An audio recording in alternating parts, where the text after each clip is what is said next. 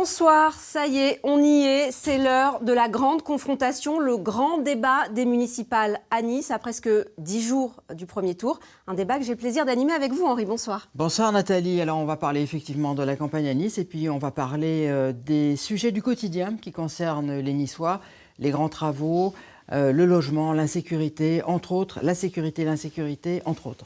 Les candidats vont avoir à peu près 1h30 pour débattre. Ils sont déjà installés derrière nous. On part les rejoindre.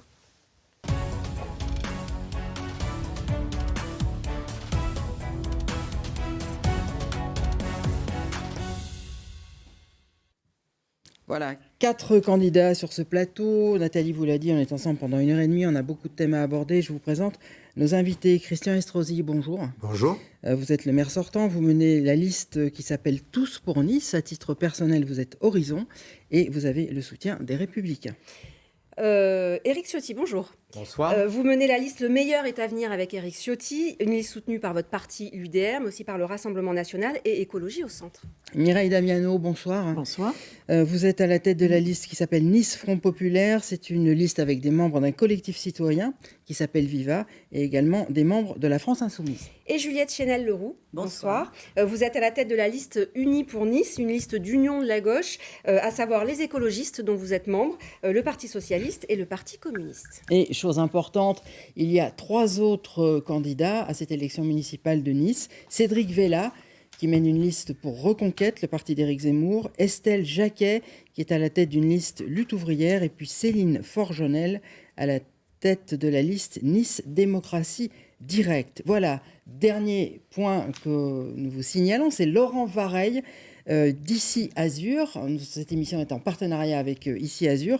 Laurent Vareille est en régie, il suit le débat et il viendra dans le dernier quart d'heure pour revenir sur les points qui méritent des éclaircissements. Alors, on va commencer tout de suite le débat. On va parler, comme je vous le disais au début, de la campagne de Nice, Nathalie. Oui, on va peut-être commencer par ce qui devrait tous vous mettre d'accord autour de cette table. Nous vivons une campagne inédite à Nice, un divorce qui semble consommé à gauche, on va en parler dans un instant, mais aussi la première confrontation électorale entre vous, Christian Estrosi, et vous, Éric Ciotti. Vous vous rendez coup sur coup, notamment sur les réseaux sociaux, où vos équipes de campagne font monter la pression. Donc, première question générale à vous 4. Comment vous vivez cette campagne qui est faite de désaccords de fond, mais aussi parfois d'agressivité et de tension? On a tiré au sort pour savoir dans quel ordre vous prendriez la parole au début de cette émission, et c'est à vous, Mireille Damiano. Merci en tout cas de nous accueillir. Alors effectivement, cette question, elle est fondamentale parce que c'est une campagne qui est difficile, c'est une campagne qui est tendue. Et de ce que j'entends des échanges dont vous avez parlé, moi j'ai tendance à dire qu'elle est même indélicate et assez irrespectueuse vis-à-vis des Niçois et des Niçoises, parce que, à force d'entendre des propos qui ne sont pas dignes d'une 5e ville de France, on est à la rencontre de gens, de beaucoup de personnes qui viennent nous dire que finalement, tous les mêmes, comment voulez-vous faire confiance à des personnes qui s'invectivent ainsi? Et ça a pour conséquence malheureuse que de générer une désertification des urnes, et je me permets de dire de façon très haut et fort que on abîme la démocratie par ce type de campagne. Alors, en ce qui nous concerne, nous, on est extrêmement collectif, on n'est pas dans un duel ni dans un divorce, on a des équipes extrêmement motivées, et vous parliez d'ambiance et de contentement, oui, on est heureux et content de faire cette campagne ensemble. Même question pour Juliette Chénel, c'est vous qui avez tiré le numéro 2. Oui, la campagne a quand même très mal commencé. Une vraie campagne de caniveau, je dirais, avec des échanges de noms d'oiseaux de nos 2 adversaires de droite qui ne nous ont pas du tout plu, ni à nous, ni aux électeurs que nous croisons sur les marchés et dans les rues. Et nous avons préparé un projet pour les Niçois, la liste d'union de la gauche et des écologistes. Et nous voulons le présenter ce soir et j'espère que les débats seront sereins et seront apaisés. Et on va venir effectivement au débat de fond, au thème de fond qui concerne les Niçois. Mais Éric Ciotti, qu'est-ce que vous répondez à ces critiques? Écoutez, nous sommes dans un débat démocratique, c'est l'élection, on est dans un beau pays démocratique. Certains pays n'ont pas la liberté de voter. Nous pouvons débattre, alors que le débat soit quelquefois rugueux, c'est le sel de la démocratie. Moi, je suis heureux d'être dans cette campagne. Le débat s'ouvre ce soir, c'est la première fois. J'avais appelé un débat avec Christian Estrosi il y a plusieurs années déjà. Il a lieu ce soir avec vous, mesdames, et je m'en réjouis. Et on va parler des projets. Moi, les Niçois me parlent des projets. Ils me parlent aussi de leur aspiration au changement. Et je crois que c'est important, après une longue période de pouvoir, d'un système qui est installé, qui est en place, eh bien, il y a une aspiration au changement. Il y a une aspiration à écrire une page nouvelle de l'histoire de Nice. C'est ce que je souhaite faire. Et on va d'abord finir ce tour de table avant d'aller sur le fond. Christian Estrosi, cette campagne, quand même, elle est dure, particulièrement dure, et vos équipes y participent comme d'autres. Je ne le ressens pas comme cela. Toute ma vie, dans cette ville qui m'a vu naître, j'ai eu Nice dans mon cœur. Que ce soit lorsque j'ai fait sonner la Marseillaise sur les plus hauts podiums du monde entier, lorsque j'étais sportif de haut niveau, dans mes responsabilités ministérielles, dans mes responsabilités parlementaires. Et j'ai essayé de ramener à Nice, qui en avait tellement perdu, de la considération, du respect, de la dignité, lorsque les Niçois m'ont témoigné pour leur première fois leur confiance, qu'aujourd'hui, comme je le fais depuis 3 mandats déjà, au fond, cette campagne, c'est le bonheur de partager avec eux, de dialoguer avec eux, d'essayer de les convaincre que je suis engagé non pas pour un mandat de plus, mais pour un nouveau mandat, car à chaque mandat correspond une évolution de la société et des réponses nouvelles à apporter. Et je pense que c'est l'opportunité qui nous est offerte ce soir. Ce sera l'essentiel de cette émission, en effet, mais quand même, Christian Estrosi et Éric Ciotti, on sait que vous ne vous parlez plus depuis des années. C'est la première fois que vous vous retrouvez là face à face, vous nous l'avez dit, Éric Ciotti. Non, on se parle à l'église pour partager souhaiter la paix du Christ. En C'est effet. l'essentiel pour C'est beaucoup. tout un symbole. Mais n'empêche, c'est la première fois que vous allez confronter face à face votre vision de Nice et que vous allez vous reparler, alors en effet, en dehors de l'église, sur un studio de télé, c'est quand même dans une autre ambiance. Est-ce que vous êtes prêts tous les deux à débattre sur le fond du projet? C'est en tout cas mon aspiration, puisque ce nouveau mandat pour lequel j'appelle les Niçoises et les Niçois qui m'ont toujours témoigné leur confiance, là où j'ai rendu cette considération à Nice, et l'opportunité pour moi de montrer que, fort de mon expérience, parce que être maire, c'est un job à 100%, c'est pas être candidat à tout. Non, mais c'est pas anodin pour vous aujourd'hui de débattre avec Éric Ciotti. Ça n'est pas être candidat à tout. Je le dis à monsieur le député. Être maire, c'est quelque chose qui doit vous amener, et j'ai toujours, vous le savez, pas encore à vous m'avez prononcer suffisamment son nom, posé la Christian question Estrosi. pour me dire souvent, alors vous aspirez à de nouvelles responsabilités nationales, ministérielles. Je vous ai toujours dit non. J'ai Nice, rien que Nice. Et ce soir, j'ai encore Nice et de nouveaux la réponse, défis. mais rapidement, Éric Ciotti, sur ce Bien débat. sûr, moi je suis heureux de débattre, de parler des projets, de parler du bilan, et puis surtout de regarder l'avenir. Bon, nous apprenons que Christian Estrosi veut être maire à 100%. J'avais cru comprendre qu'il avait d'autres activités à côté dans le précédent mandat. C'est sans doute le nouveau mandat qu'il espère.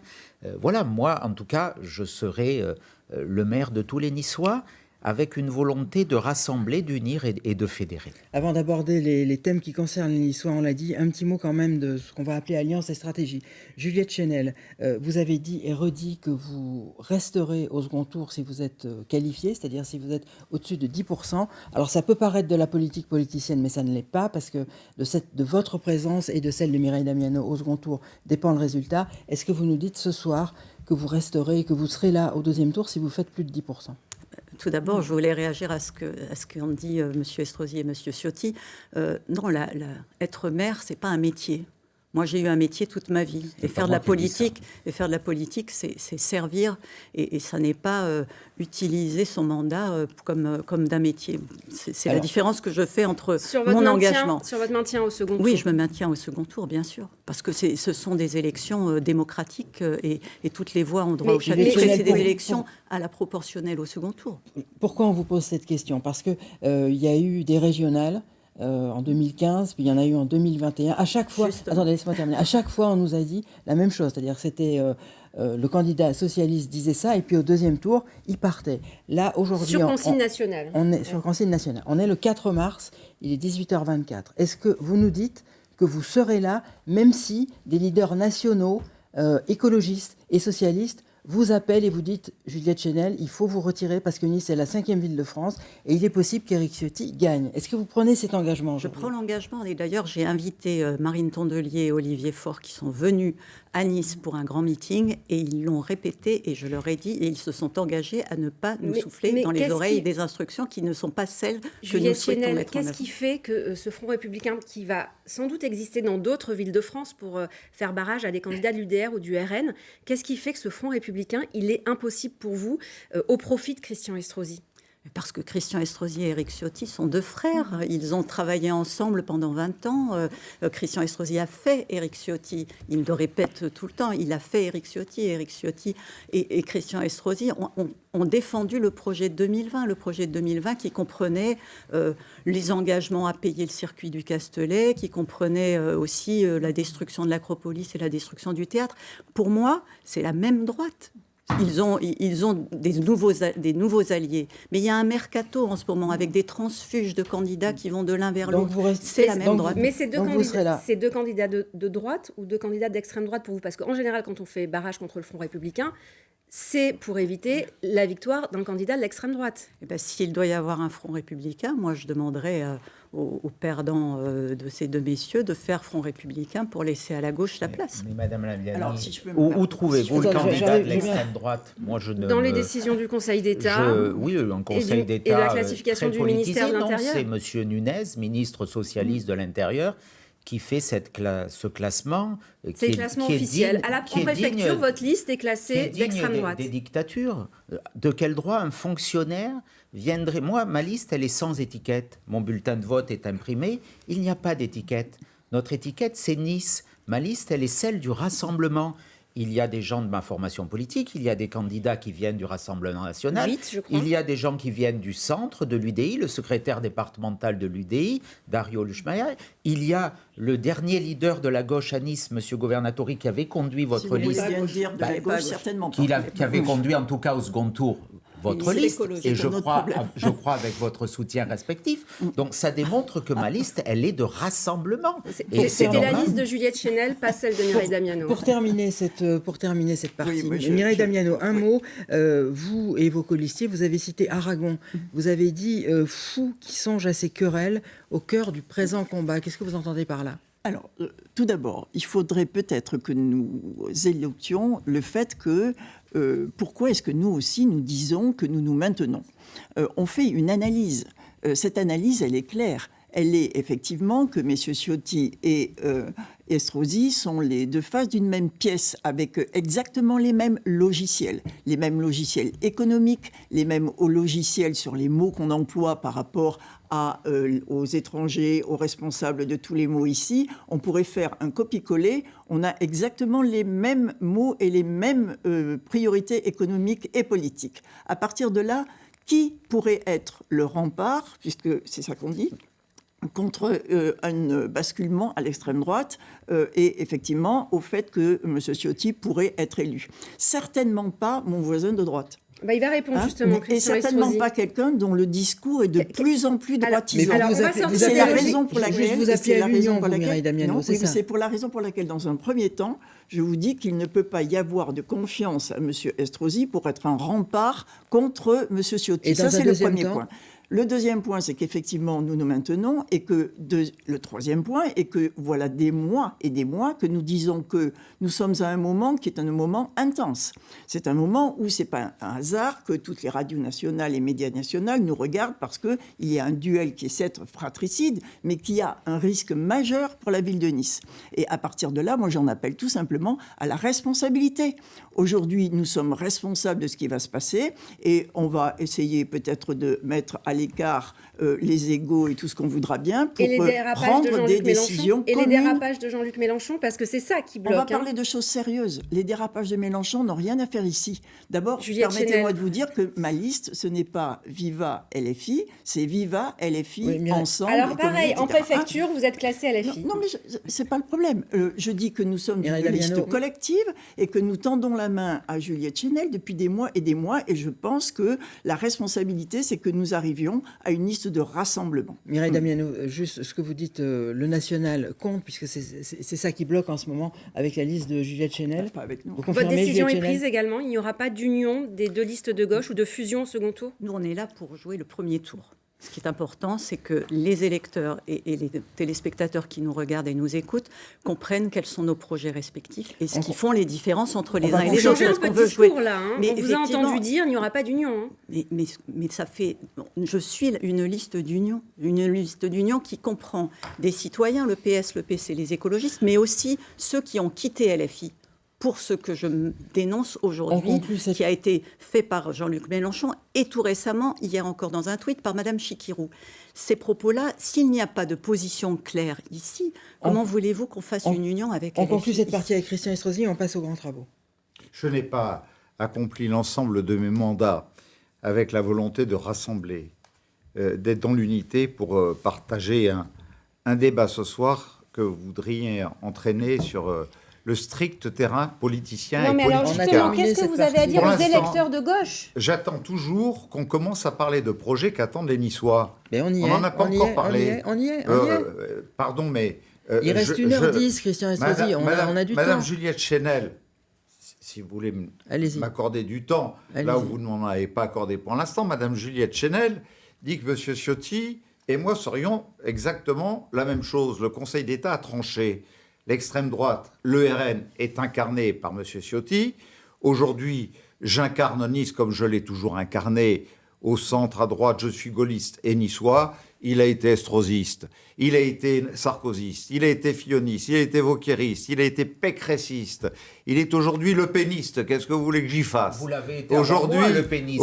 J'ai même été témoin de votre rencontre avec M. Jean-Marie Le Pen. Mais oui, mais dans bien une sûr. chambre d'hôtel, l'hôtel Mercure à Marseille. Mais c'est ça. C'était en 1998. Nous y voilà dans la minute populiste de M. Ciotti. Non, mais c'est vous qui êtes populiste. Vous finirez peut-être chez Mélenchon, je n'en sais rien. De toute façon, 5 minutes avant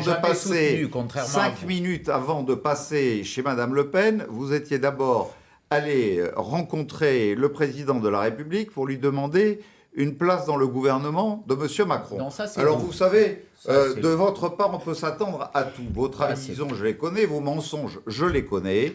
Mais Madame Chenel, j'attire votre attention.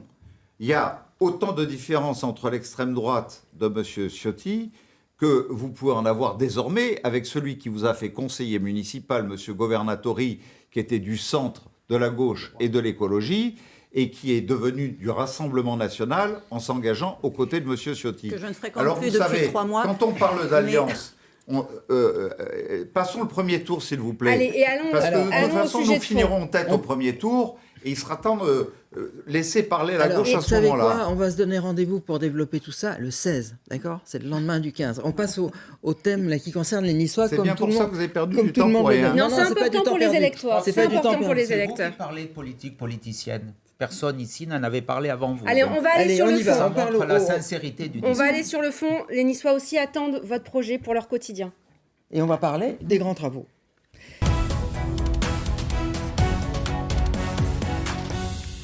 Alors, la question, elle est très simple. Si vous êtes élu, vous, l'un des 4, à quoi ressemblera la ville de Nice dans 6 ans, ou peut-être 7 d'ailleurs, parce qu'on ne sait pas si le mandat durera 6 ou 7 ans. Juliette Chenel.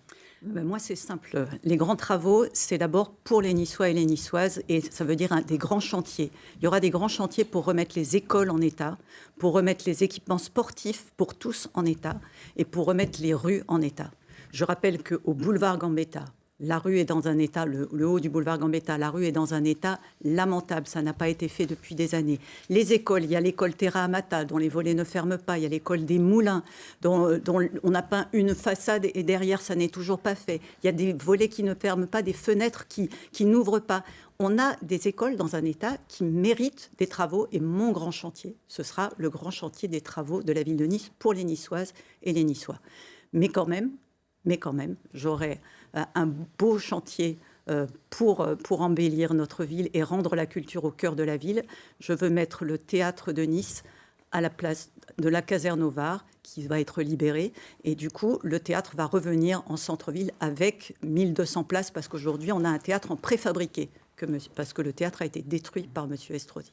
La fameuse cuisine. On va en reparler peut-être du théâtre si on a le temps. Éric Ciotti, vous avez vilipendé les grands travaux de Christian Estrosi durant son dernier mandat. Est-ce que vous serez, vous, un maire bâtisseur ? Je serai un maire aménageur. Vous savez, Nice a un taux d'emploi qui est presque la moitié que les autres grandes villes de France.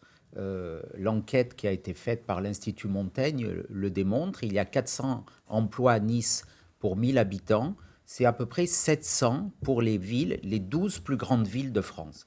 Ça veut dire qu'il faut redonner un projet, une vision à long terme pour la ville qui reposera sur une nouvelle politique touristique avec des structures de palais des congrès. Monsieur Estrosi a détruit le palais des congrès. Ça a été un maire destructeur, démolisseur, le palais des congrès, mais aussi le théâtre, comme le rappelait Madame Chenel-Leroux. 500 millions d'argent public ont été détruits. C'est comme si on avait brûlé 1 million de billets de 500 € par, quelque part, la décision d'un seul homme, sans aucun garde-fou. Donc, nous voudrons demain réparer cette erreur. Un palais des congrès à la fois sur le port, sur l'espace Sulzer, sur le théâtre de Verdure. C'est un multipôle et nous voulons réinstaller, je le souhaite avec mon équipe, le théâtre à la gare du Sud. Ensuite, sur les grandes infrastructures structurantes, nous voulons vraiment faire un RER qui parte de la gare du Sud pour aller à Carrosse, en franchissant le Var, faire un quartier d'affaires sur le site du Mine, aujourd'hui l'aménagement de la plaine du Var, parce que M. Estrosi, dans cette contradiction, il a détruit en centre-ville des bâtiments publics, ce qui a eu une conséquence, c'est une faute économique, culturelle. Le théâtre est passé de 11 000 abonnés avec M. Benoît à 1000 avec Mme Holz aujourd'hui, et il y a 16 000 abonnés. Tous les Niçois vont au théâtre à Antibes. Ce sont des erreurs majeures. Tous les congressistes vont à Cannes, donc c'est une difficulté économique très forte. Nous voulons installer un quartier d'affaires qui accueille des entreprises, parce que ce déficit d'emploi, il est aussi la traduction de l'échec de l'aménagement de la plaine du Var. Nous voulons mettre une dominante économique, l'intelligence artificielle et la santé, qui vont attirer des entreprises, des sièges sociaux. Donc, transport comme infrastructure, faciliter les déplacements, installer des sièges sociaux, des entreprises grâce à une nouvelle attractivité fiscale, je pense qu'on y reviendra, et puis s'occuper de la vie des Niçoises et des Niçois. Arrêtez avec la communication, arrêtez avec les décors Potemkin, regardez tous les quartiers avec égalité, regardez chaque citoyen niçois avec justice, s'occuper du sport de proximité et pas uniquement des grands événements coûteux à plusieurs millions d'euros par journée. Ça, nous ne le voulons plus. Alors, on va continuer avec Christian Estrosi et Mireille Damiano. Christian Estrosi, vous avez dit lors du meeting de présentation de votre programme que les grands travaux étaient ou terminés ou lancés. Qu'est-ce qui vous reste à faire dans le mandat suivant si vous êtes élu? Lorsque j'ai pris cette ville, elle avait 15 ans de retard. Et d'ailleurs, monsieur le député a soutenu chacun de mes projets. Dans chacune de mes campagnes, il était à mes côtés à applaudir chacun des projets que j'ai présentés.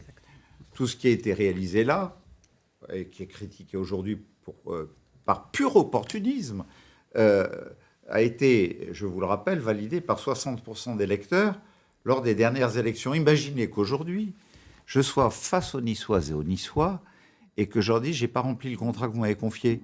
Non, mais en revanche, ils espéraient le palais des congrès, par exemple, que vous annonciez déjà depuis 2008. Aujourd'hui, la DUP est prise, tout cela est en route et les résultats économiques sont là. Puisqu'on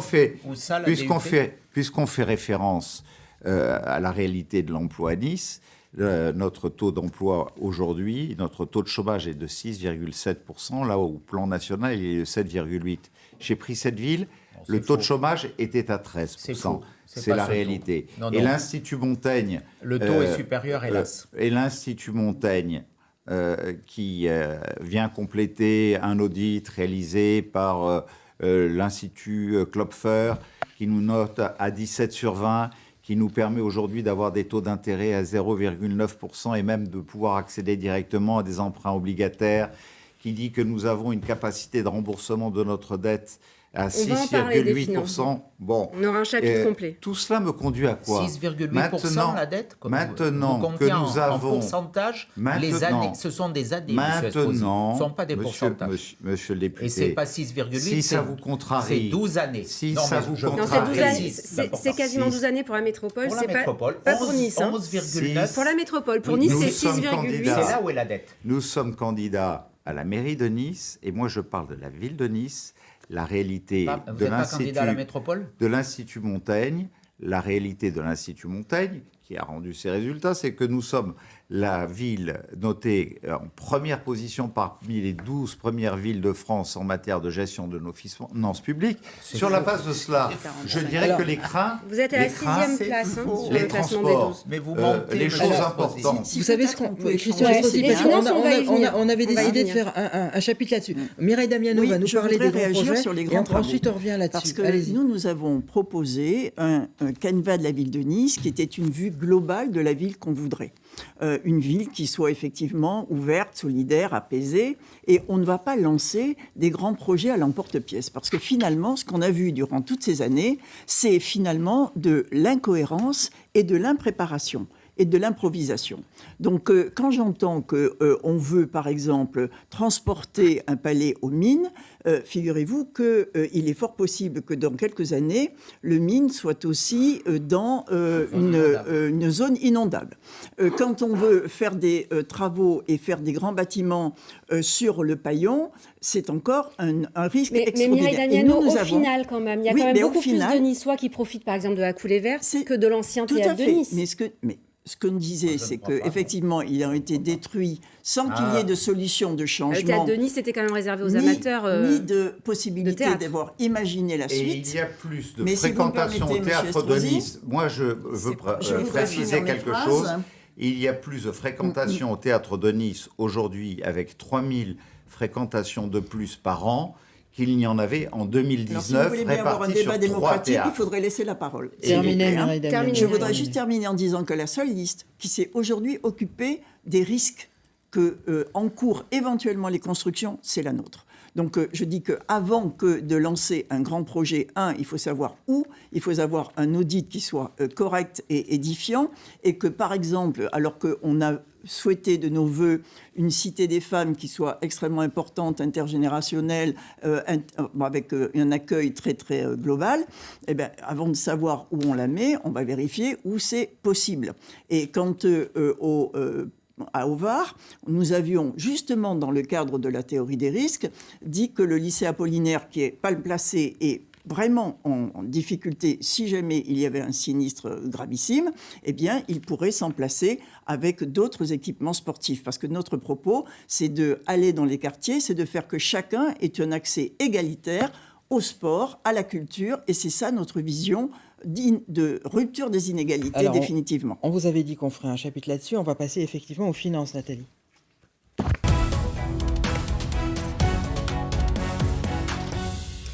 Oui, c'est en effet le sujet qui fâche, le sujet aussi qui prête le flanc à beaucoup d'interprétations autour de batailles de chiffres parfois très techniques, mais il y a quelque chose de très concret pour les Niçois, c'est leur feuille d'impôt, et notamment la taxe foncière qui a augmenté de 19,6% à Nice en 2024. On va y revenir évidemment, Christian Estrosi, vous pourrez justifier ce choix, mais d'abord un tour de table général.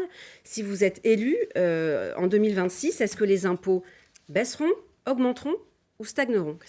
Éric Ciotti, pardon. Ils baisseront.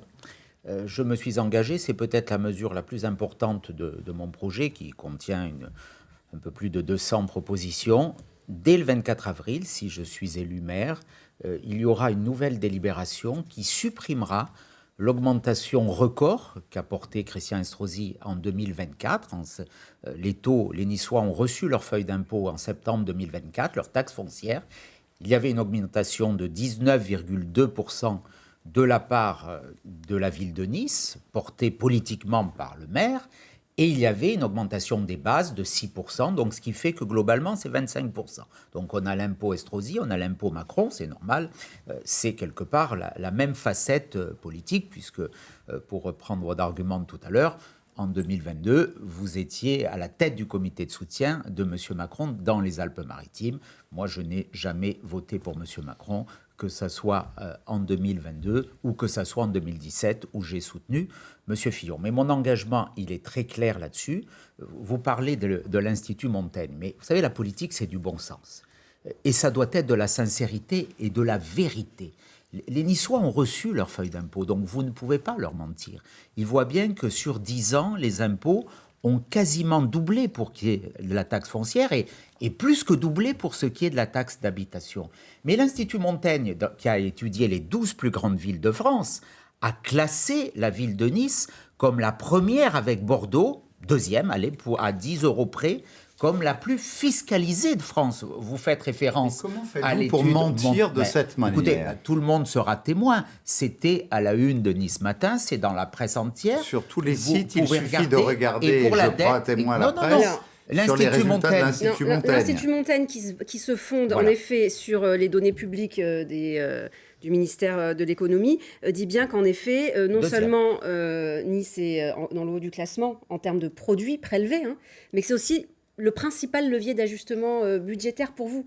Ce qui semble être problématique pour les Mais en quelle position, par rapport aux autres villes de France, l'Institut Montaigne classe-t-il en taux de taxe foncière la ville Alors, de Nice? le taux en C'est effet, pas le mais on taux sait qui que la compte, base c'est ce que locative payent est les plus élevée contribuables. que dans d'autres villes. Donc en effet, à la fin, le produit prélevé, 899 € par habitant à Nice de taxe foncière contre 726 € par habitant en moyenne pour la même strate Et de ville de Bordeaux, plus on de doit 100 000... être à 910, je crois.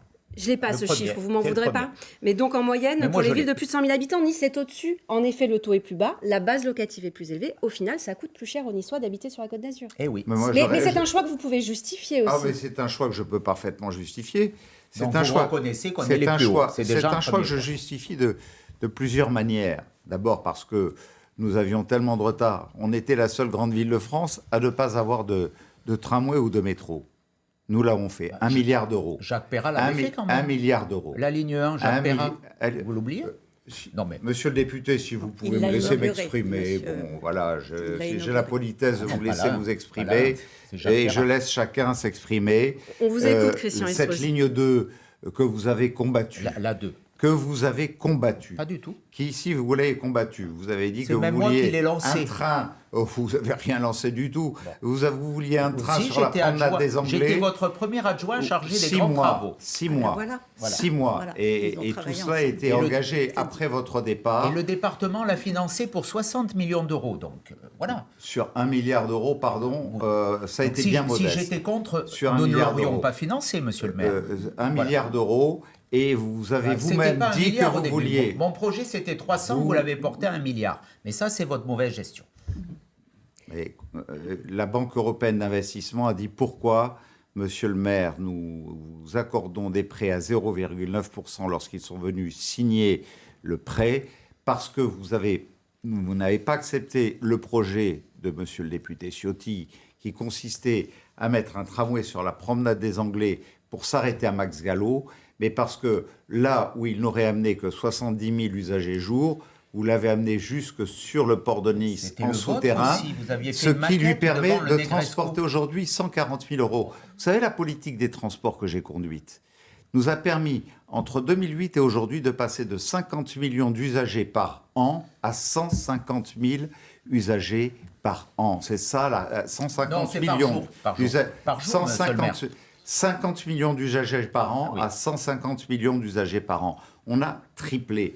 Et ce que je veux rajouter à cela, c'est que lorsque vous parlez d'augmentation de la fiscalité, allez, c'est l'hôpital qui se fout de la charité. Parce que quand vous avez augmenté la foncière en 2009, lorsque vous avez augmenté les droits de mutation Au en département. 2014, Vous parlez au du département. des Alpes-Maritimes, c'est-à-dire les transactions immobilières, en réalité, C'est vous pas la avez même chose augmenté que la taxe foncière qui l'impôt touche tout le des monde. Niçois de 41%, Non, monsieur c'est faux, Ciotti. c'est faux. De 41%. C'est absolument faux. Menteur, C'est menteur et absolument menteur. faux. Alors arrêtez de C'est tricher. absolument faux. La réalité, La seule c'est augmentation de qu'aujourd'hui, la nous taxe sommes... foncière du département, c'est Je vous qui vais- l'avez préparée. Je vais Elle dire était en simplement 2009. un petit mot Elle est En née en ajoutant 2009. une sur la taxe manière dont métropolitaine j'entends. quand, J'entends. Vous avez enlevé 200 millions d'euros aux Niçois, vous leur avez volé en supprimant les N'utilisez subventions pas de des l'opéra, mots qui dépassent en votre pensée. supprimant les subventions au théâtre de Nice, en arrêtant de financer Mais tout le ça est ticket faux. à 1 euro Monsieur de Ginesi vous l'a dit, transport. mais on n'a plus la compétence transport. Comment on peut financer le ticket en retirant les subventions sur le logement et sur la rénovation urbaine. C'est ça la réalité, monsieur. On va, essayer- Mais là on va aussi, on éviter n'a de faire plus un la débat sur le moi, je prends un département. On engagement- va éviter de je faire prends un débat sur le engagement très département. clair. Allez-y, allez-y, Je prends allez-y. un engagement très clair. Si monsieur le député Ciotti rend aux Niçois les 200 millions qu'il leur a volés, eh bien moi, dès le mois d'avril, je prends une décision modificative pour baisser immédiatement d'autant la taxe foncière aux Niçoises et aux Niçois. Mais donc, si parce vous êtes que la élu- réalité, c'est les difficultés qu'il a apportées aux Niçoises et aux Niçois pour que nous Le puissions cas tenir éche- bon le cas échéant, avec est-ce un que les Covid impôts- que nous avons totalement assuré pour sauver Tout le les monde vies a assuré le des Covid. hommes, les vies des Tout entreprises. le monde a assuré le Covid. Et en même temps, Après, Christian, assurer la solidarité de la ville de Nice vis-à-vis d'une tempête qui nous aura coûté 280 millions d'euros dans on va l'arrière-pays. passer à Juliette Chenel. On va passer à Juliette Chenel.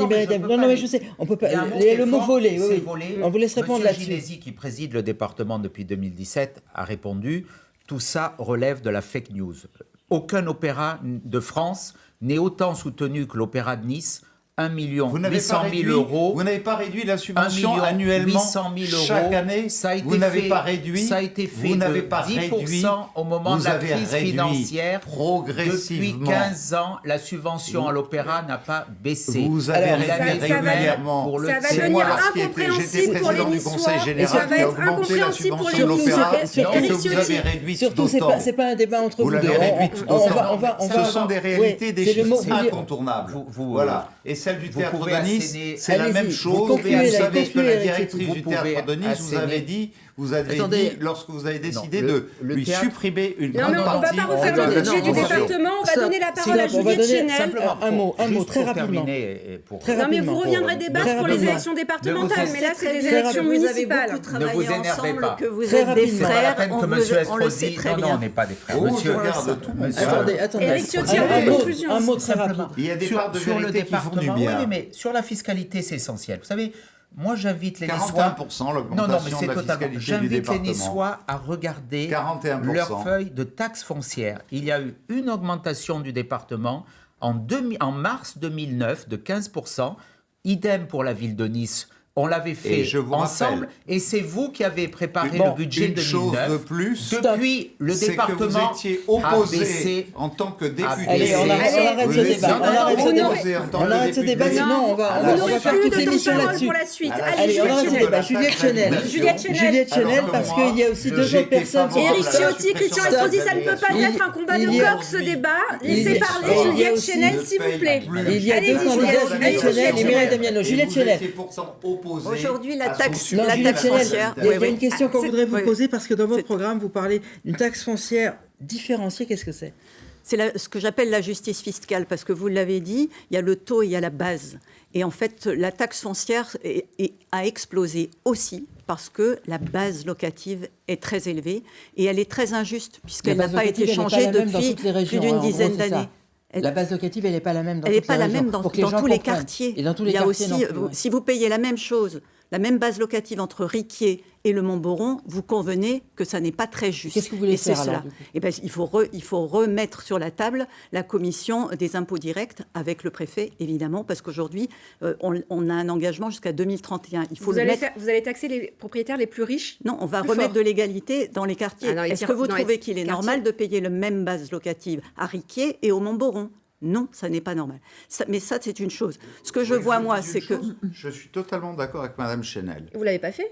Et ça fait pas. C'est pas que je l'ai pas fait, c'est qu'aujourd'hui, Madame Chenel l'a parfaitement expliqué. Les bases ne dépendent pas de nous, ça dépend de la direction départementale des finances publiques, voire de la direction générale des finances publiques. Et donc, il y a un débat que j'ai essayé d'engager avec l'État. Et moi, je suis prêt avec l'ensemble des partenaires de la vie publique, opposition, majorité, à engager ce débat pour qu'il y ait, selon les secteurs de la Par vie, ailleurs- effectivement plus de justice. Par ailleurs, la base locative est très élevée, donc l'impôt foncier est très élevé, parce que le logement a explosé. Le prix du foncier a explosé. Et pourquoi il a explosé? Parce qu'on n'a pas assez de logements à Nice. On n'a pas assez de logements et on a trop de logements touristiques. Aujourd'hui, c'est vraiment le sujet qui concerne tous les Niçois. Les Niçois ne peuvent pas se loger.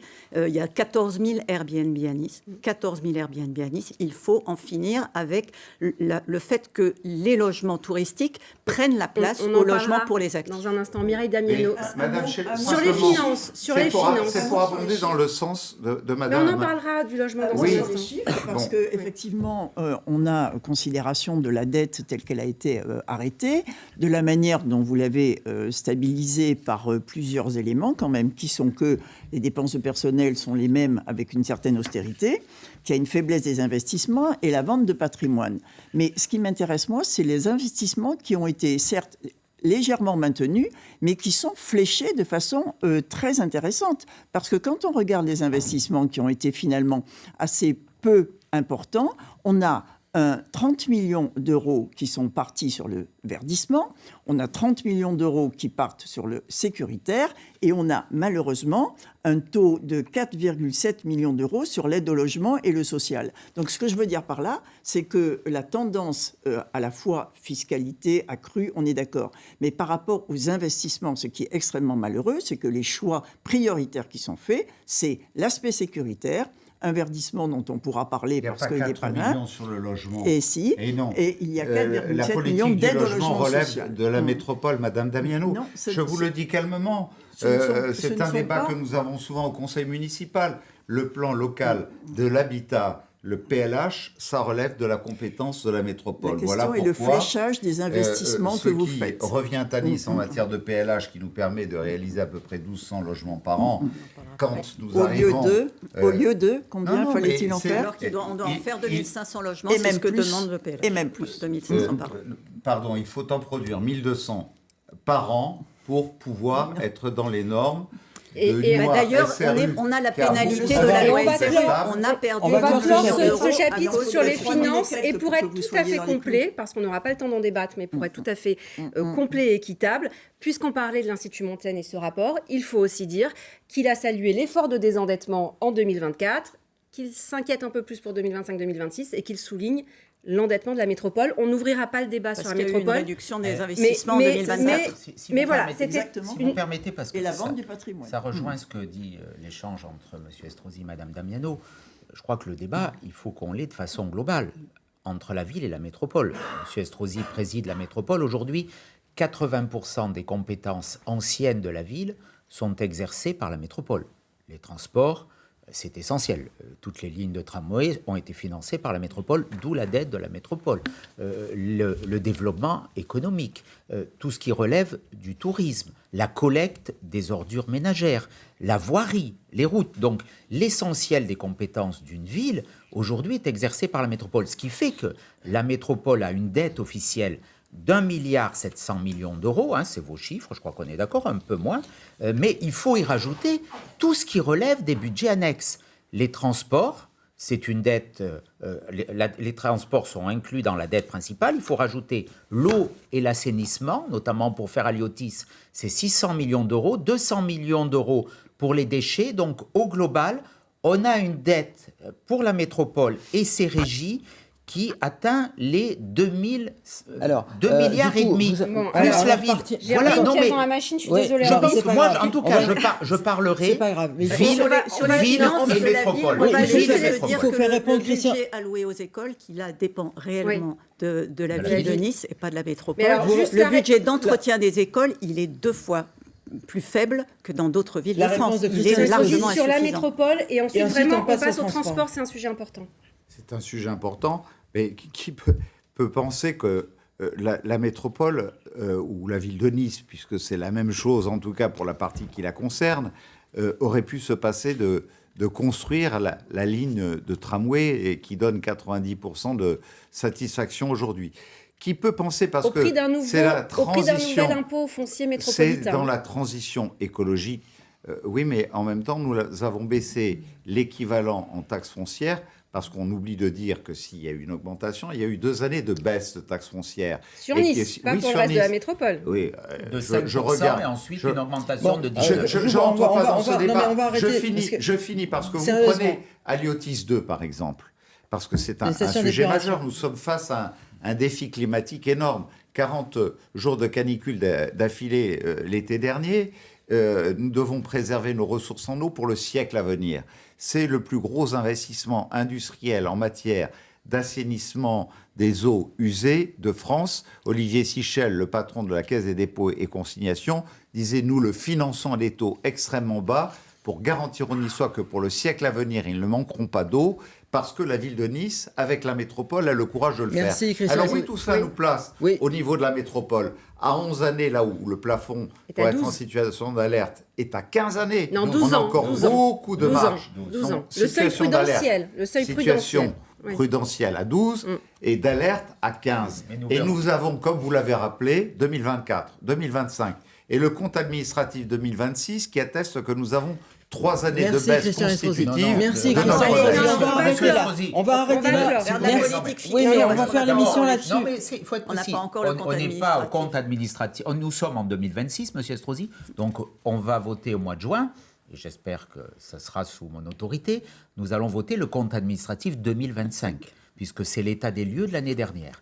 Et là, on ne le connaît pas, cet état des lieux, parce que je redoute quelques mauvaises surprises, parce que je vois les dépenses électorales que vous multipliez en ce moment. Allez, il faut qu'on passe Allez, au de thème façon suivant, massive. Éric Mais Ciotti. non, mais c'est précis. Je suis quand même étonné Ah que non. M. Estrosi, qui est maire depuis 18 ans, confonde les années de gestion du compte administratif. Bon, Allez, allez, stop, on on passe passe au thème Ajouter suivant. les Et- 11 millions. Non, non, prévisibles Mireille de Damiano, la SRU, Mireille hein. Damiano, on va Avec arrêter des- ce chapitre on sur arrête les ça. finances et on passe au thème suivant. Et le thème Non, mais suivant. Allez, on lance le jingle pour Non, les mais vous avez transports. répondu. Sur une Vous avez administration, non, je répondu, n'ai pas Christian répondu. Estrosi. Je me permets de répondre. Sur la base des données au 31 décembre du budget 2025. Donc on connaît parfaitement le compte administratif Non, on le connaît 2025 au mois de mars. Allez, et que nous aurons en même Éric Ciotti, temps... Christian on va passer- Estrosi, on on va passe passer- je au peux transport. préciser On passe juste au un transport, tout on n'aura petit plus le détail, temps pour un parler tout des petit transports, détail, du c'est que pour logement, de la avoir voté- sécurité. C'est que pour avoir voté, chère Nathalie Laiani, le budget 2026 au mois de décembre pour que toutes les subventions aux associations puissent être versées, qu'elles soient Allez, tranquilles. le Allez, sujet on passe est au Nous clos. transport. On passe au transport. Nous avons veillé à prendre en compte une première mouture du budget du Christian Estrosi, gouvernement vous voulez pas parler qui des nous transports rapporte 14 Vous voulez pas parler millions du tram d'euros de Vous plus voulez pas parler puisqu'il a été du baissé à stationnement la baisse et qu'on Il faut vient de qu'on toucher avance. 11 millions d'euros et demi de la part de l'Union européenne qui nous amène à avoir Allez. une saison 2 de la coulée verte qui coûte Allez, les beaucoup moins transports. cher Les transports. que ce qui était prévu. Merci. Les transports. On va passer à. Il y a plusieurs thèmes. Il y a les 2 lignes de tram, il y a la gratuité ou non des transports. Et puis, alors ça, c'est un thème qui concerne beaucoup de monde, mais qui n'est pas forcément de la compétence du maire, mais on va en parler. C'est la gratuité du péage de Saint-Isidore. Le tram. Si vous êtes élu, on pose la question à tous les quatre. Est-ce que vous continuez la ligne 4 vers Cagnes-Saint-Laurent et la 5 vers Drape-Lariane et la Trinité? Et à quelle échéance? Juliette Chenel.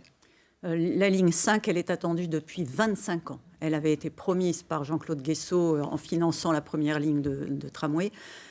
Les Arianinques et les habitants du Paillon l'attendent depuis 25 ans. Il faut engager les travaux extrêmement rapidement. Et la ligne 4, on la fera parce que les travaux sont engagés. Mais c'est la ligne 5 qui est la priorité pour les Niçois. Parce qu'il ne peut pas y avoir des quartiers de Nice qui se sentent encore exclus. Aujourd'hui, les habitants de l'Ariane disent « je vais à Nice » quand ils prennent le bus. Ils se sentent pas encore niçois parce qu'ils sont exclus des transports en commun. Il faut qu'il y ait un maillage territorial des transports vraiment et un cadencement qui soit amélioré. Alors, pour gagner du temps, Oui. on va faire plusieurs questions en une. La gratuité Donc- des transports, est-ce que vous pouvez nous en parler? On fera parler tous les 4 Bien candidats sûr. là-dessus aussi. Bien sûr, la gratuité des transports, c'est très important. C'est très important pour mettre tous les Niçois et les Niçoises à la possibilité de voyager sans prendre leur voiture. La voiture, ça coûte très cher. Et ça risque de coûter encore plus cher avec la guerre ce en sera Iran gratuit pour qui se qui? bat. Ce sera gratuit pour les Niçois et les Niçoises. Mais progressivement, en 2026, ce sera En pas gratuit septembre, pour tout en le monde. septembre 2026, ce sera gratuit pour les jeunes de moins de 26 ans, parce qu'on ne peut pas démarrer dans la vie en ayant tous les frais à aborder, à avoir, et avoir en plus la voiture à payer. Pour nous, Christian- c'est très important et c'est financé. Christian Estrosi, vous voulez rendre gratuits les transports en commun pour tous les retraités métropolitains. Alors, ce que dit- C'est pas la même vision, les Ce que jeunes, dit- non, mais les ce que plus dit anciens. Ce que dit Madame Chenel n'est pas très raisonnable. C'est la Cour des comptes qui le dit. C'est raisonnable pour C'est les la Cour des retraités. comptes, c'est la Cour, raisonnable c'est pour la les Cour des retraités, comptes ça qui se le fait pas. dit. On ne peut pas investir sur de nouvelles lignes de Ça transport. se fait dans la métropole si de en même Lens, qui temps- n'est certainement Oui, pas mais en même plus temps, riche ils que la investissent pas métropole. sur l'avenir. Et ça c'est fait dans la aussi métropole de pour les Montpellier. générations à venir qu'on investit. Bon, donc moi je suis très clair. Monsieur C'est Ciotti financé. a dit qu'il voulait confier à son candidat à la mairie de Cagnes-sur-Mer, là où Brian je sais Masson. que mon ami Louis Nègre l'emportera, ou à sa candidate à la Trinité, là où je sais que mon ami Polski l'emportera, de décider pour les Niçoises et les Niçois si nous devons faire la ligne 4 ou la ligne 5. Je rappelle que la ligne 4, c'est Cap 3000, Saint-Laurent-du-Var, Cagnes-sur-Mer, où les Niçois ont aussi besoin de se rendre, que la ligne 5, c'est le désengorgement d'une vallée du Paillon qui, par ses pénétrantes, envahit l'ensemble de la ville de Nice tous les matins et que nous avons besoin de les soulager. La gratuité Je l'ai accordé pour les enfants de 11 ans et moins au 1er juillet de l'année dernière, parce que le 1er juillet, c'est le moment où on renouvelle les abonnements, et que pour le premier jour de la retraite, pour tous les retraités, il y aura une gratuité au 1er juillet prochain. Mais je rajoute dans notre programme de transport qu'il y a le TER qui va passer, grâce aux travaux que nous faisons sur la ligne d'ici 1 an et demi, avec la gare que j'ai livrée à Saint-Augustin en septembre 2022, toutes les 10 minutes en fréquence depuis Vintimille jusqu'à l'Est-Varois, que nous aurons un bus à haut niveau de service qui, à 8 minutes d'intervalle, conduira à toutes les sorties d'autoroute, à l'ouest, au nord, à l'est, pour que nous ayons l'ensemble de la périphérie niçoise et le cœur de la ville, qui en même temps est une meilleure offre de service en matière de transport. En plus de tout cela, le train d'Épingle, qui est rentré aujourd'hui dans l'abonnement du tramway et des bus niçois, et qui permettra d'avoir des fréquences toutes les 15 minutes aux heures de pointe, notamment pour se rendre dans la zone de Carrosse-le-Broc. Mireille Damiano. Oui, alors je pense que nous avons un projet, s'agissant des transports, qui est bien plus ambitieux et finançable, en réalité. Puisque ça fait bien longtemps, effectivement, qu'on s'inquiète à la fois de l'aspect économique que ça peut représenter, bien sûr, un prix en moins, mais de l'aspect aussi qui permet enfin de mettre la voiture de côté. J'entends M. Ciotti tout à l'heure, enfin hier ou ce matin, je ne sais plus, qui est venu nous inventer le Airbnb des parkings. Alors, bon, si on veut maintenir la voiture, il n'y a qu'à faire ça.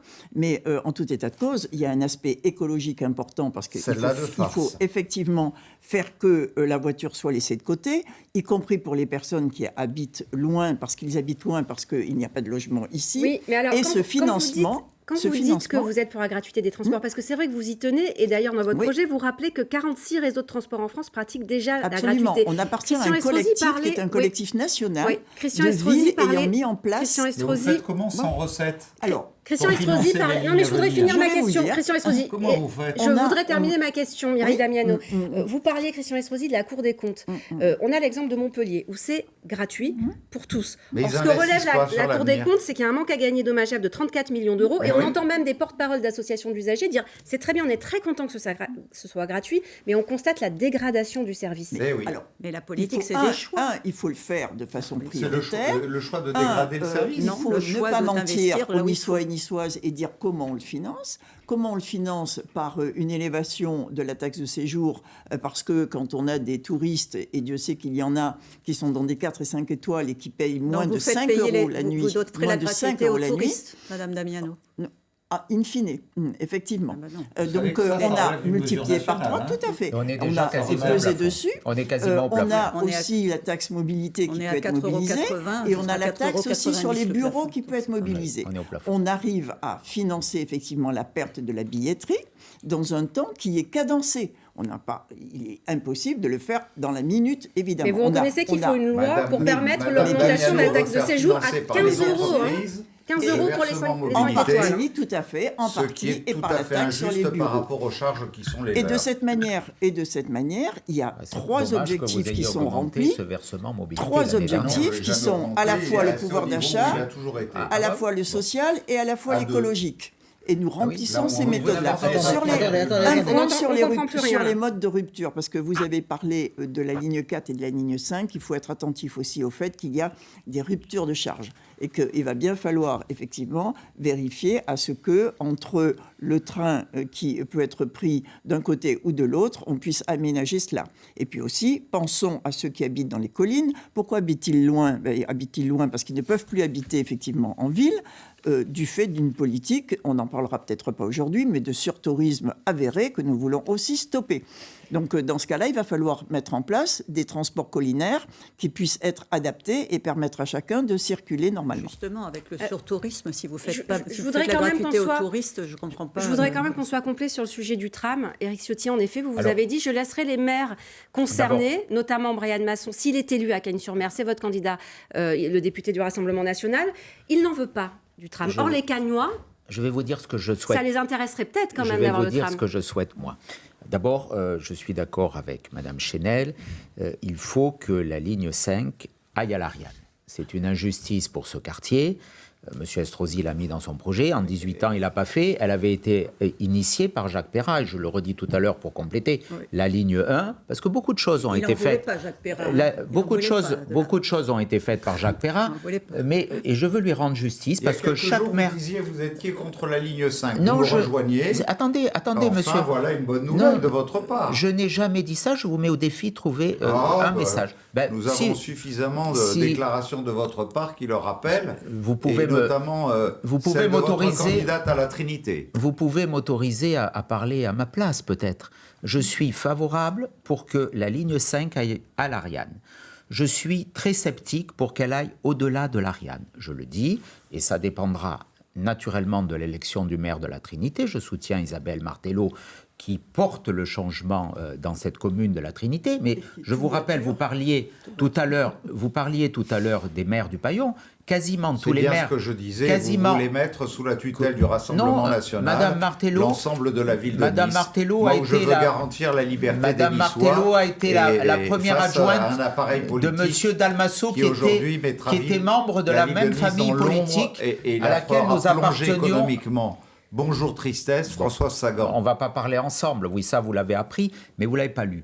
Simplement, ce que je veux vous dire, Monsieur Estrosi, donc on veut aller jusqu'à l'Ariane, sur la ligne qui va jusqu'à Cannes-sur-Mer. Là encore, Monsieur Masson, que je soutiens, parce qu'il incarne le renouveau, la jeunesse. Oui, on ne va pas faire la campagne de Cannes-sur-Mer. Vous l'avez fait vous-même. Non, donc, parce que ça concerne le tram qui partira de Nice. Donc moi, là-dessus, ça dépendra...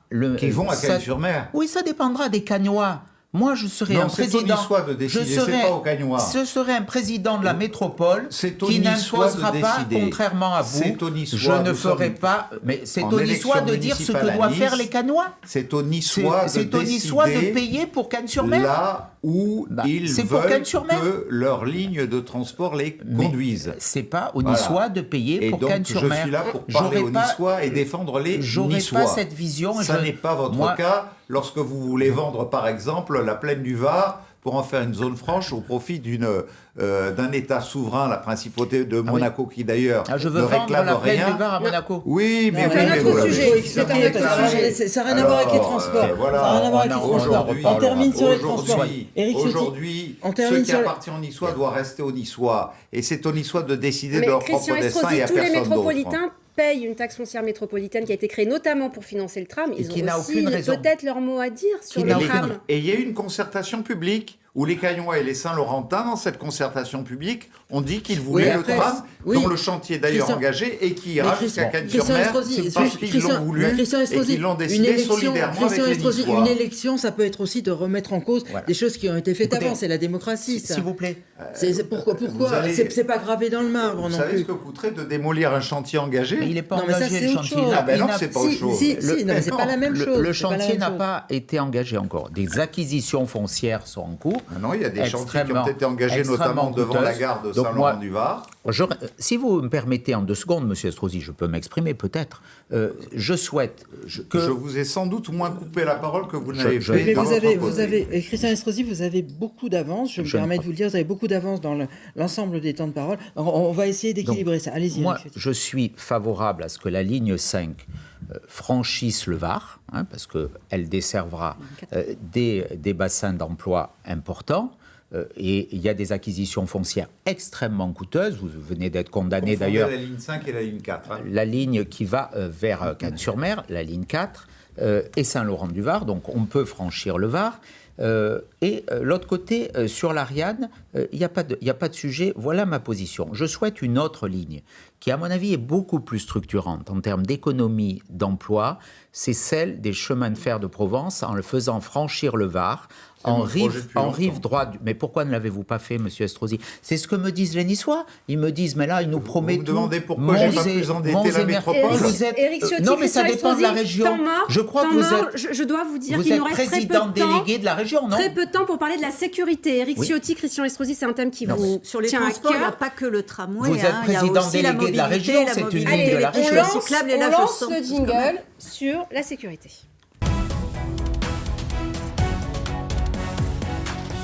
Alors, la sécurité, on vous en parle parce qu'il y a eu une enquête du Cevipof qui la place en tête des priorités des Français pour ces élections municipales. Alors, on va d'abord vous poser une question très simple. On sait que la compétence en matière de sécurité des maires est limitée. C'est une compétence régalienne. C'est la police nationale. Il y a aussi la police municipale. Quels sont vos projets en la matière? Et surtout, estimez-vous avoir suffisamment de compétences pour développer et augmenter la sécurité dans la commune? Juliette Chenel. D'abord, la sécurité, c'est un sujet sérieux qui concerne tous les habitants de la ville et qui concerne tous les quartiers de la ville. Et ce sujet, il est maltraité. Il est traité de façon de communication. On a trop d'effets de communication dans cette ville sur le sujet de la sécurité. Or, c'est un sujet vraiment sérieux. Je tiens à rappeler d'abord que M. Christian Estrosi et M. Éric Ciotti ont un ami commun, qu'ils veulent d'ailleurs honorer dans la ville, qui est M. Nicolas Sarkozy, qui a supprimé 12 000 postes de policiers nationaux. 12 000 postes de policiers nationaux, ce qui a rendu en grande difficulté toutes les villes. Et notamment, sur notre département, il semble, le syndicat de police dit qu'il manque 250 policiers. Mais sur les policiers municipaux, est-ce que vous voulez en recruter? Est-ce que vous les garderez armés? C'est un point important de rappeler que ce sont des politiques de droite qui ont rendu la sécurité en grande difficulté. Et il a supprimé aussi, M. Nicolas Sarkozy, il a supprimé la police de proximité. Et cette police de proximité, c'était celle qui connaissait les quartiers. Ce n'est pas la compétence du maire, c'est pour ça que je vous disais ça au début. Oui, mais du coup, la police municipale, nous, ce qu'on veut, c'est qu'il y ait du bleu dans la rue. C'est qu'il y ait des policiers municipaux dans tous les quartiers et qu'ils ne soient pas enfermés dans le commissariat Saint-Roch, comme c'est le projet de M. Christian Estrosi. Alors non, c'est important ce que vous dites, parce qu'il y a effectivement un projet, c'est l'hôtel des polices à Saint-Roch. Ouais. Vous êtes contre? Le commissariat va être construit. Oui. Mais ce que je ne veux pas, c'est que les policiers municipaux restent dans le commissariat Saint-Roch. Mais bien vous en recrutez des policiers municipaux supplémentaires? On a voté en conseil municipal l'embauche de 600 policiers municipaux. Il n'y en a aujourd'hui que 400 sur le terrain. Il n'y en a que 400. Parce qu'il y a un turnover très important, il y a des difficultés dans le service de la police municipale. Et donc, il faut qu'on arrive à ces 600. Oui, il faut qu'il y ait 600 policiers municipaux pour pouvoir irriguer tous les quartiers. Parce que ce n'est pas juste des policiers municipaux qui sont sous des barnums avenue Jean Médecin. Aujourd'hui, c'est ça qu'on voit. Moi, je veux des policiers qui travaillent dans de bonnes conditions, qui aient un commissariat. Regardez le commissariat de Trachel, dans quel état il est. Les policiers ne sortent pas beaucoup de ce commissariat parce qu'ils ne sont pas très à l'aise non plus. Et dans la rue Trachel, il y a des problèmes. Il y a des problèmes de sécurité. Derrière Notre-Dame, il y a des problèmes de sécurité. Moi, je ne parle pas que des quartiers que l'on cible. Si vous êtes élu, est-ce qu'il reste armé? Et c'est la même question que je poserai à Mireille Damiano, parce qu'il y a en France plusieurs villes de gauche où les polices municipales ne sont pas armées. Ils resteront armés. Mireille Damiano, est-ce que les policiers municipaux resteront armés à Nice, si vous êtes élu? Tout d'abord, je pense qu'il faut faire la différence entre, effectivement, et M. Migou a raison, les policiers municipaux et les policiers nationaux. Ce que nous disons en premier lieu, c'est qu'il faut faire le clair sur les missions de l'un et de l'autre. Aujourd'hui, on a une confusion entre ce que font les policiers municipaux et ce que font les policiers nationaux. De sorte que sur n'importe quel incident, on envoie au front, on envoie au feu des policiers municipaux qui ne sont pas là pour ça. Donc la première des choses, c'est ça. Sur le nombre, j'ai appris, puisque j'étais à Lyon avec Geneviève Leguet, de monsieur le directeur adjoint Souchy, qu'il y avait 820 policiers municipaux, dont 200 d'agents de sécurité. Ces gens-là, il faut à la fois faire qu'il y ait reformé. 400 policiers. C'est lui qui le dit, c'est lui qui schedule. Bon.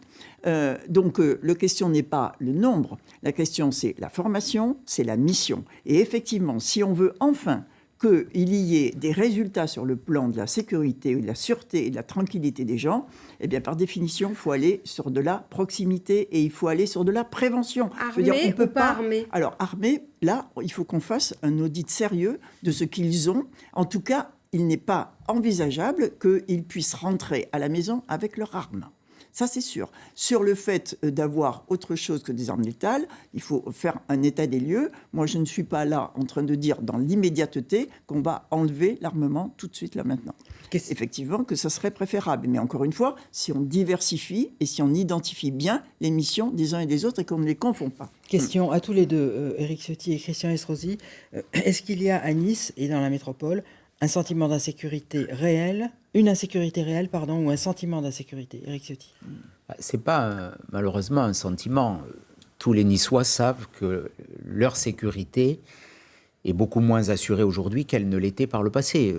Vous regardez les statistiques du Parisien, c'est pas un journal qui m'est spécifiquement favorable. Aujourd'hui, depuis 2000, sur les 10 dernières années, il y a une augmentation de 77% à Nice des violences sexuelles et il y a une augmentation de presque 70%, 69% des affaires liées au trafic de drogue. Donc ce sont deux fléaux. La question, c'est de savoir ce que le maire peut faire. Des violences physiques, donc il y a un constat. Vous me posez une question, j'y réponds si vous permettez. Donc c'est pas un sentiment, c'est une réalité. On a eu des affaires dramatiques. Cette personne de 90 ans violée dans son appartement à la Madeleine par un OQTF qui squattait un appartement au-dessus. On a eu cette jeune femme qui a été... Oui, mais c'est un fait, Madame Damnano. Oui, et vous déformez la réalité. C'est une lacune de l'État. Vous imputez systématiquement les infractions aux étrangers en affluant. On verra ce que dit la justice. D'ailleurs, M. Estrosi dit la même chose. On verra ce que dit la justice dans cette affaire terrifiante, mais en tout cas, la personne est soupçonnée, mais elle est mise en détention provisoire et le procureur a communiqué là-dessus. Ce n'est pas moi. On a eu cet incendie terrifiant au Moulin à l'été 2024. On a eu ces fusillades répétées. Encore la semaine dernière, au Liseron, cette jeune femme qui a été agressée sur le port de Nice avec son bébé, qui a été sauvé par les pompiers de la Tour Rouge d'ailleurs. Et je veux leur rendre hommage, comme je veux rendre hommage à toutes nos forces de sécurité, nos policiers municipaux. Nos policiers municipaux sont admirables. Ils sont mal dirigés politiquement, que ce soit par l'adjoint à la sécurité ou par son épouse qui est directrice en charge de la sécurité. Ils sont mal dirigés, je le dis. Mais je veux leur rendre hommage parce qu'ils sont courageux et ils vivent dans un climat avec 5 directeurs au placard qui n'est pas sain. Et donc, il faudra réorganiser la gouvernance de la police municipale. Ça, c'est la compétence du maire, effectivement. Absolument. Donc, on arrive à ce que moi, ce que je souhaite, parce qu'en réalité, on a des chiffres qui sont très confus. J'ai vu dans le tract de M. Estrosi 1000 policiers municipaux. La réalité, c'est Mme Chenel qui le dit, on est plus près des 400 que naturellement des 1000. On compte même les papis-trafics, les mamies-trafics, qui sont très utiles, que je remercie, que je soutiendrai, et même dont on augmentera les primes, parce qu'ils touchent une misère alors qu'ils font une mission importante. Mais ce que je veux dire, c'est qu'en réalité, chaque jour, il n'y a pas plus de 50 policiers municipaux sur le terrain. Et mon programme fera en sorte de doubler cette présence. Vous savez, j'ai échangé hier avec monsieur le préfet sur le projet d'hôtel de police, qui est un beau projet. Vous savez que vous avez mis 800 bureaux. 50 policiers, 50 équipages. Vous avez mis 800... Vous voyez que vous connaissez mal votre dossier. Pas du tout. Vous avez mis 800 bureaux. Dans l'hôtel de police, il y a 800 bureaux pour la police municipale. Eh bien, moi, je souhaite que les policiers municipaux, ils soient dans la rue, dans les quartiers et pas dans des... Alors, Éric Ciotti, puisque vous avez évoqué des chiffres tout à l'heure qui ont été publiés dans le Parisien aujourd'hui, qui sont issus, encore une fois, d'un rapport de l'Institut Montaigne. Vous êtes évidemment allé chercher des chiffres qui pouvaient éventuellement aller dans votre sens. On va quand même être c'est les violences contre les personnes. Non, mais voilà, c'est les plus graves. On va être complètement factuel et complet. Il y a une baisse des cambriolages. On a augmenté le trafic de stupéfiants, les violences sexistes et sexuelles, les violences familiales, extrafamiliales et intrafamiliales. Ont diminué, Christian Estrosi, les cambriolages, les destructions avec dégradation, les vols avec ou sans armes. Est-ce que vous vous satisfaisez? Est-ce que vous êtes satisfait de ce bilan? Non. Non, je ne m'en satisfais pas. Parce que les Français sont inquiets face à la montée de l'insécurité, et je le suis aussi. Elle est de partout en France. Les chiffres, le procureur de la République les rappelait lors de la dernière rentrée judiciaire, sont plus faibles à Nice que dans toutes les autres villes de France, parce que j'ai toujours eu la main droite extrêmement ferme sur ce sujet. J'ai pris cette ville, il y avait 180 policiers municipaux. Sur les feuilles d'effectifs, il y en a 600. Certes, il en manque quelques-uns parce qu'il y en a qui sont en congé de maladie, parce qu'il y a des femmes enceintes et qu'il nous faut les combler, et que ce n'est pas facile. C'est pour cela que je créerai une école de police pour pouvoir les former sur place à Nice et pouvoir monter à 1000 policiers municipaux. Mais entre-temps, ceux-là sont malgré tout compensés par des effectifs que nous avons fait avec tous les bailleurs sociaux sauf celui que préside M. Ciotti, Ah non, Habitat je 06. préside aucun bailleur Gaïda, social, monsieur. Gaïda, Monsieur Estrosi, qui je préside aujourd'hui aucun tient bailleur les quartiers, social. Moi, qui je tient suis les dans quartiers, aucune société privée. Moi, je n'ai les aucune assistants activité de privée. sécurité, de Aucune voie activité. publique, C'est interdit les par la loi. assistants Moi, je de- n'ai aucune activité privée, contrairement à vous. Bon, c'est du temps de parole que je gagne là. Donc Allez-y, les assistants de allez-y, service allez-y. et de sécurité de voie publique, donc on n'est pas loin des 650. Et nous irons à 1000. Et Je même si rajoute Nice à est cela l'une des que ce plus qui est dotées de important- France déjà, et ce qui n'empêche pas d'être à peu près dans la moyenne des chiffres de la Eh délinquance ben en parce France. que, Non, on est plus haut, parce là. que- On parce est plus que- haut. alors d'abord, il nous manque les compétences qu'a la police nationale et que nous n'avons pas. Des policiers nationaux où il nous manque 250 Oui. policiers nationaux Merci, que je Nicolas n'arrête pas Sarkozy, de votre réclamer. ami. Et M. Macron, mais pourquoi M. deuxièmement- Macron, vous ne les a pas donnés Deuxièmement, Pourquoi vous nous n'avez pas avons demandé enfin, à M. Macron enfin le votre ami Sénat, et j'espère que vous voterez la même chose à l'Assemblée nationale, parce que j'ai pas vu beaucoup de lois de votre part ces derniers temps ou de propositions de loi vos amis macronistes avantager ne vous laissent pas les beaucoup policiers. Mais je d'espace ne suis là-dessus. pas On va macroniste. rester sur alors Nice, vous êtes s'il vous plaît. péniste. Ah, Je c'est suis nouveau. gaulliste et niçois Ah, et j'ai jamais quand changé. ça vous a- D'accord. Je reviens Ça, à la c'est le moment sécurité. d'humour. Je C'est reviens. là, le clin je d'œil de reviens- la soirée. Je Vous reviens. n'avez jamais changé. Je Terminez, reviens à la terminez, sécurité, Christian calmement pendant que monsieur s'énerve. Et pour vous parler de la sécurité, je vois tous ceux qui disent aujourd'hui Estrosi c'est Big Brother, trop de caméras. On est passé de 280 caméras à aujourd'hui 6500 caméras. C'est ce qu'il y a de plus efficace. 4000. Et de 6500 caméras, nous passerons à 10 000 caméras. Et pourquoi nous passerons à 10 000 caméras? Parce que j'ai construit un hôtel des polices mutualisé entre la police nationale et la police municipale, Ah, c'est une bonne qui, excuse. grâce à l'intelligence artificielle, nous permettra de brancher 10 000 caméras, On a c'est-à-dire dépensé une pour 40 millions 32 d'euros habitants pour la caméra, dans la 40 ville. millions d'euros Mais en qu'on même aurait pu temps, utiliser à autre les chose. 10 commissariats de police municipale que nous avons dans la ville resteront ouverts et nous en ouvrirons 3 de plus, un à Saint-Isidore, un également à l'avenue Jean Médecin, un sur le cours Saléa, et nous mutualiserons Que vous avez fermé. Merci. Vous l'hôtel avez des polices fermé. que j'ai Non, mais construit allez, lorsque vous j'étais allez président voir. du Conseil général Christian- au Moulin, entre police municipale et police Christian nationale. Estrosi, c'est presque un peu moins d'un quart d'heure d'émission. Vous avez promis. Il y a Laurent Vareille d'ici Azur qui va nous rejoindre et vous allez pouvoir approfondir tous ces thèmes parce qu'il va vous poser des questions. Il nous rejoint tout de suite. Il a quand même beaucoup parlé. Hein. Les bêtes, M. Wallace, Et voilà, Laurent, bonsoir. On vous a fait un peu de place entre Henri petit et peu, moi. Voilà, Ça va, installez-vous. vous êtes Voilà, à on va l'aise être un petit peu serré, mais C'est un ça peu va. compliqué, mais Alors, ça y est, c'est bon. Allez-y. Vous avez suivi avec beaucoup d'attention le Oui. débat, vous étiez en J'ai régie. essayé de suivre, mais oui, en effet. Alors moi, je suis le monsieur concret. J'ai des questions, bien sûr, à vous quatre. Éric Ciotti, très concrètement, on va essayer d'être concret avec les quatre à qui, bien sûr, vous allez pouvoir répondre. Éric Ciotti, la gare du Sud, on le sait, est trop petite, pour accueillir le TNN. Tous les spécialistes le disent. Si vous ne pouvez pas, et vous le savez, si vous ne pouvez pas c'est faux ce que construire vous dites. Sur quelle le base vous dites TNN ça Qui vous a dans dit ça la gare du Sud, comment vous faites? Il se passe On TNN, c'est pas simplement une salle de construira, spectacle. la salle de théâtre dans la gare du Sud. Qui vous a dit ça? C'est une lettre de Madame Holtz qui a dit ça.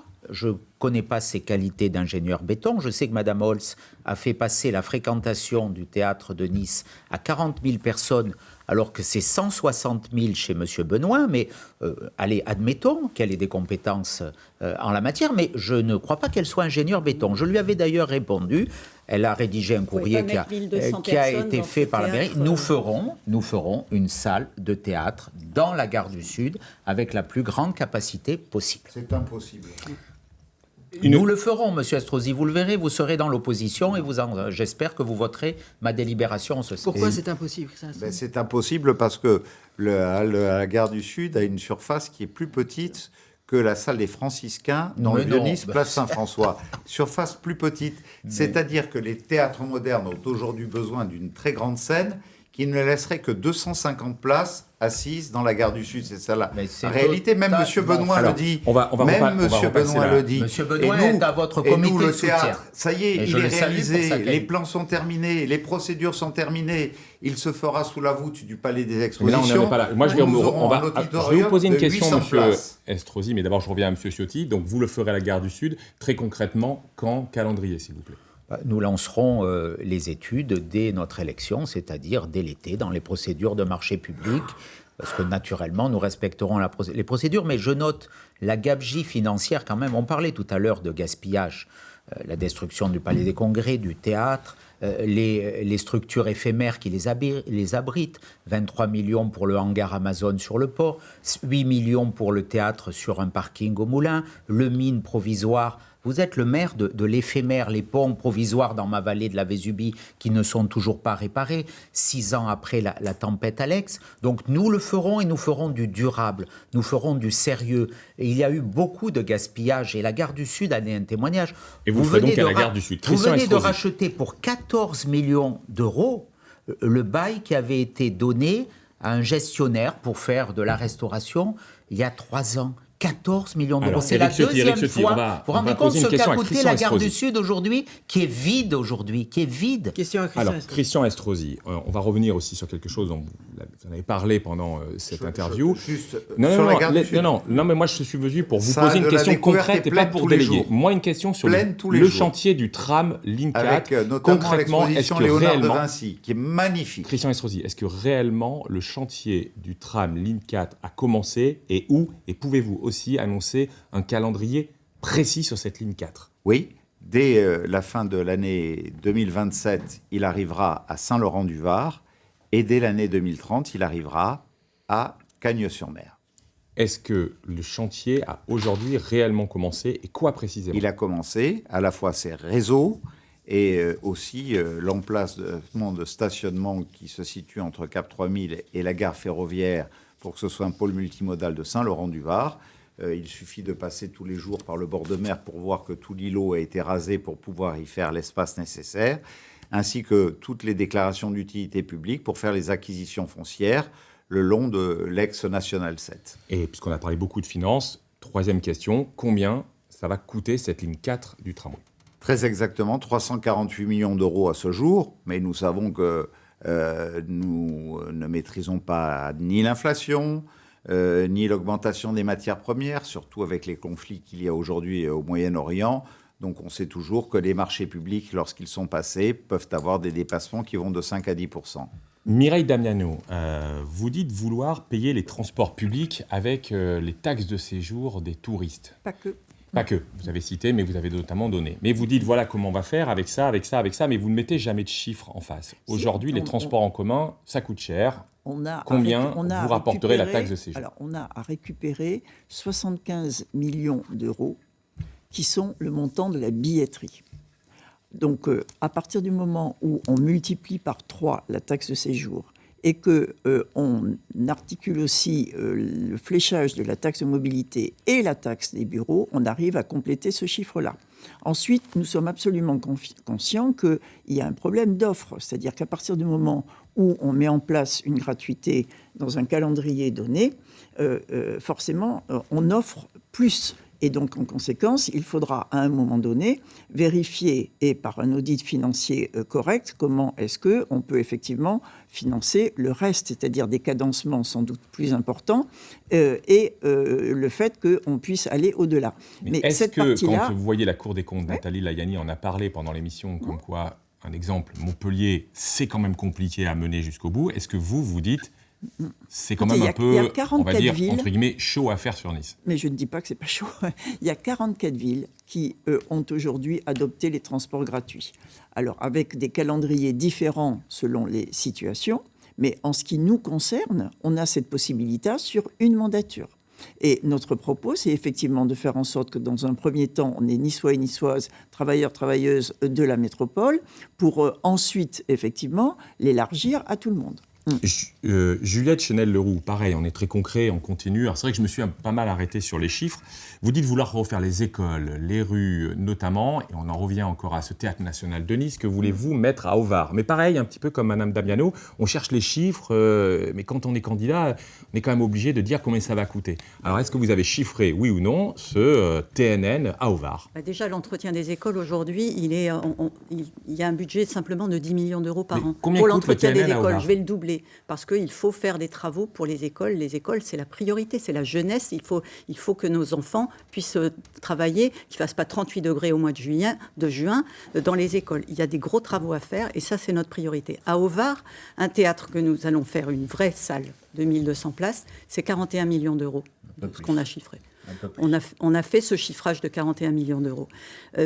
on l'a soumis. Alors, on n'a pas des grands cabinets d'experts comme M. Estrosi qui peut se payer. On l'a soumis à des architectes. Il vaut peut-être mieux. On l'a soumis à des architectes et c'est le prix que nous avons estimé ces travaux. C'est important d'avoir un théâtre en centre-ville, dans un endroit qui est un endroit très étudiant, mais il y a tellement de projets. Moi, je n'ai pas que ça aussi. J'ai le projet de faire gagner du pouvoir d'achat aux Niçoises et aux Niçois, notamment par la tarification de l'eau progressive, plus progressive que ça ne l'est aujourd'hui.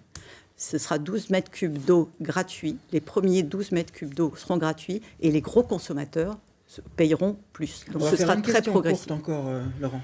Sur la ville de Nice, puisque vous venez sur l'eau, Oui, ça veut dire que vous le mettez sur Nice ou sur la métropole? Ce sera sur la métropole, bien sûr, puisque c'est la régie de l'eau qui gère l'eau de la ville de Nice aussi.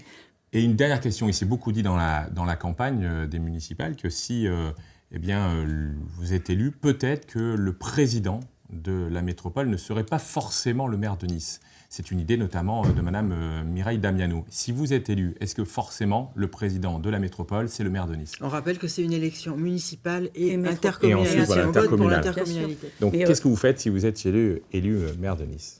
Réponse rapide, si vous plaît. La métropole est un sujet très important. C'est là où se font quasiment tous les investissements de tout notre territoire, y compris de la ville de Nice. Bien sûr, c'est très important.